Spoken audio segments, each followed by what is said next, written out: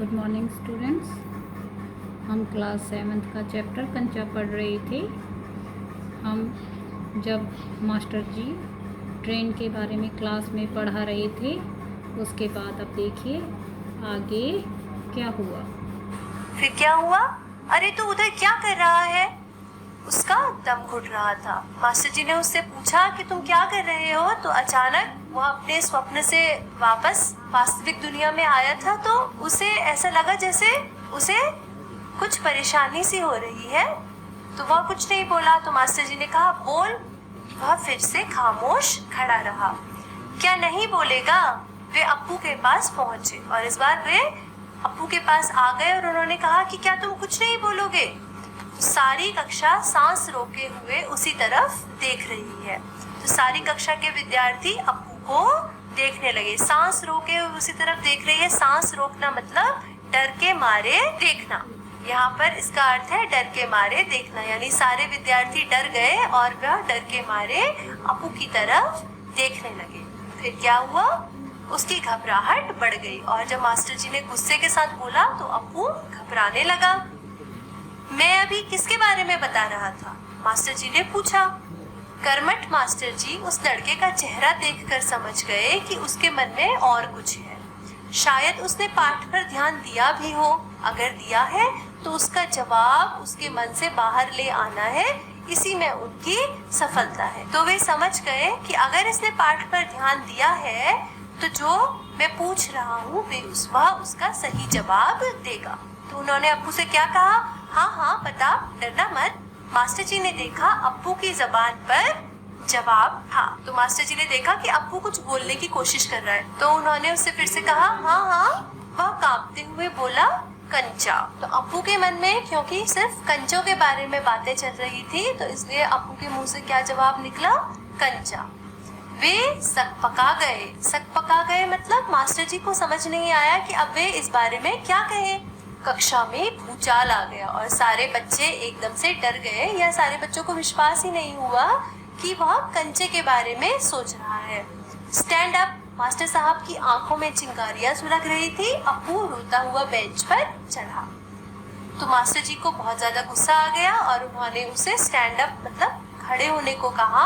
Master साहब की आंखों में चिंगारियां सुलग रही थी, अर्थात मास्टर साहब बहुत ज्यादा गुस्से में आ गए और अप्पू रोता हुआ बेंच पर खड़ा हो गया। फिर क्या हुआ? पड़ोसी कक्षा की टीचर ने दरवाजे से झांक कर देखा और फिर सम्मिलित हंसी। क्या हुआ कि पड़ोसी कक्षा मतलब बगल की क्लास में जो टीचर पढ़ा रही थी, उन्होंने भी दरवाजे से झांक कर देखा कि आखिर इस कक्षा में क्या हो रहा है और फिर सारे बच्चे हंसने लगे। रोकने की पूरी कोशिश करने पर भी वह अपना दुख रोक नहीं सका, सुबकता रहा। रोते रोते उसका दुख बढ़ता ही गया। सब उसकी तरफ देख देख कर उसकी हंसी उड़ा रहे हैं, रामन, मल्लिका, सब। तो क्या हुआ? जब अप्पू ने ये जवाब दिया तो सारी कक्षा के बच्चे क्या हो गया? अचानक से उसकी तरफ देखने लगे और सारे बच्चे हंसने लगे और अप्पू रोने लगा। उसने बहुत कोशिश करी कि वह ना रोए। उसने पूरी कोशिश करी कि वह अपने दुख को रोक ले, लेकिन उसके आंसू रुके नहीं और वह सुबकने लगा, अर्थात वह रोने लगा और सारे बच्चे उसकी तरफ देख देख कर हंसने लगे। फिर क्या हुआ? बेंच पर खड़े खड़े उसने सोचा दिखा दूंगा सबको, जॉर्ज को आने दो। जॉर्ज जब आए, जॉर्ज के आने पर वह कंचे खरीदेगा। इनमें से किसी को वह खेलने नहीं बुलाएगा। कंचे को देखकर ये ललचाएंगे, इतना खूबसूरत कंचा है। हरी लकीर वाले सफेद गोल कंचे, बड़े आंवले जैसे। तो अब क्या हुआ? जब अप्पू को सजा मिली तो बेंच पर खड़े खड़े वह रोने लगा और सारे बच्चे उसे देखकर हंसने लगे। तो उसने मन ही मन सोचा कि जब जॉर्ज आ जाएगा तो वह कंचे खरीदेगा और सारी कक्षा के बच्चों को दिखा दिखा कर जॉर्ज के साथ अकेला ही खेलेगा और उसके सुंदर कंचे को देखकर सारे बच्चे ललचाएंगे। तब शक हुआ, कंचा मिले कैसे? क्या मांगने पर दुकानदार देगा? जॉर्ज के साथ लेकर पूछे तो नहीं दे तो?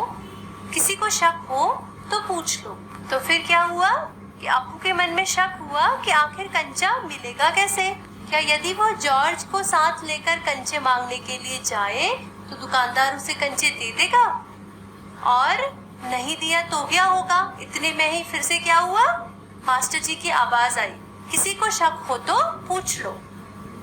यानी मास्टर जी ने उस घंटे का सबक यानी वो पाठ समाप्त कर दिया और उन्होंने यही पूछा कि अगर किसी को जो पढ़ाए गए पाठ में से कोई प्रश्न पूछना है तो वह पूछ सकता है। फिर मास्टर जी ने आगे कहा, क्या किसी को कोई शक नहीं? अप्पू की शंका अभी दूर नहीं हुई थी। वह सोच रहा था, क्या जॉर्ज को साथ ले चलने पर दुकानदार कंचा नहीं देगा? अगर खरीदना ही पड़े तो कितने पैसे लगेंगे? तो मास्टर जी ने फिर से पूछा कि क्या किसी बच्चे को कोई शक नहीं? अब अप्पू के दिमाग में एक शक तो है, लेकिन उसके दिमाग में जो शक है वो पाठ से जुड़ा हुआ तो बिल्कुल नहीं है। अप्पू के दिमाग में तो सिर्फ कंचे ही चल रहे हैं। तो उसके मन में क्या शंका हुई कि अगर वो जॉर्ज को साथ लेकर कंचे मांगने जाएगा दुकानदार के पास और कंचा दुकानदार ने नहीं दिया, फिर क्या होगा? और अगर खरीदना पड़ गया, दुकानदार ने मना कर दिया देने से, तो क्या उपाय बचेगा कि कंचे को खरीदना पड़ेगा, और अगर कंचा खरीदने जाएगा तो कितने पैसे लगेंगे? फिर आगे क्या हुआ? रामन ने मास्टर जी से सवाल किया और उसे सवाल का जवाब मिला। अम्मिणी ने शंका का समाधान कराया। कई छात्रों ने यह दोहराया। तो कक्षा के बाकी सभी छात्र अपने शंका के या अपने सवालों के जवाब मास्टर जी से पूछने लगे। रामन, अम्मिणी आदि सभी बच्चों ने सवाल पूछा और अपनी शंका का समाधान किया, यानी अपने सवालों के जवाब पाए। आगे क्या हुआ? अप्पू, क्या सोच रहे हो? मास्टर जी ने पूछा। तो मास्टर जी ने अप्पू से पूछा कि तुम भी कुछ सोच रहे हो? क्या सोच रहे हो? तो फिर मास्टर जी ने कहा, पूछ लो ना, शंका क्या है? शंका जरूर है। क्योंकि अप्पू कुछ सोच रहा था तो मास्टर जी को उसकी शक्ल या उसका चेहरा देख के ही पता चल गया कि अप्पू के मन में कुछ शंका है। तो इसलिए उन्होंने पूछा कि अगर कोई शंका है तो जरूर पूछ लो, शंका तो तुम्हें है, ये तो तुम्हारी शक्ल देख के ही पता चल रहा है। फिर आगे क्या हुआ? क्या जॉर्ज को साथ ले चलने पर दुकानदार कंचे देगा? नहीं तो कितने पैसे लगेंगे? क्या 5 पैसे में मिलेगा? 10 पैसे में? तो अप्पू अपने मन में फिर कंचों के बारे में सोचने लगा। उसको सिर्फ कंचों के बारे में ही सोचना है, वो और कुछ सोच ही नहीं रहा है।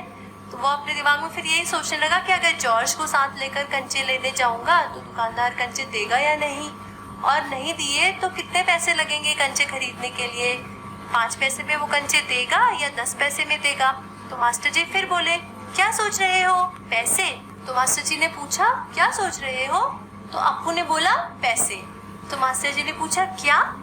तो अप्पू ने फिर कहा, कितने पैसे चाहिए? तो मास्टर जी ने कहा, किसके लिए? फिर वह आगे कुछ नहीं बोला।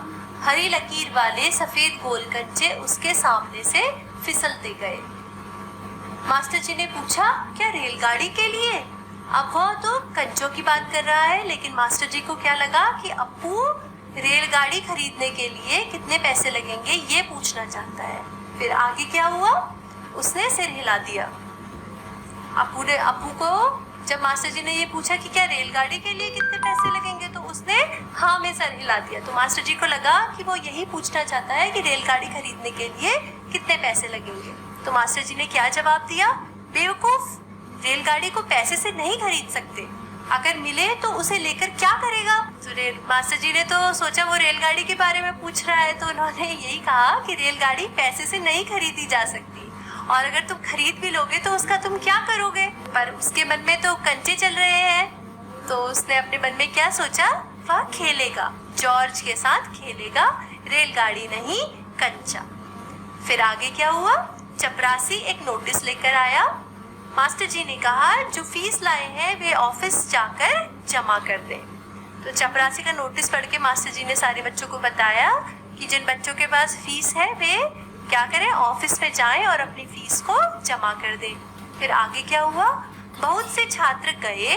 राजन ने जाते जाते अप्पू के पैरों में चिकोटी काट ली। उसने पैर खींच लिया।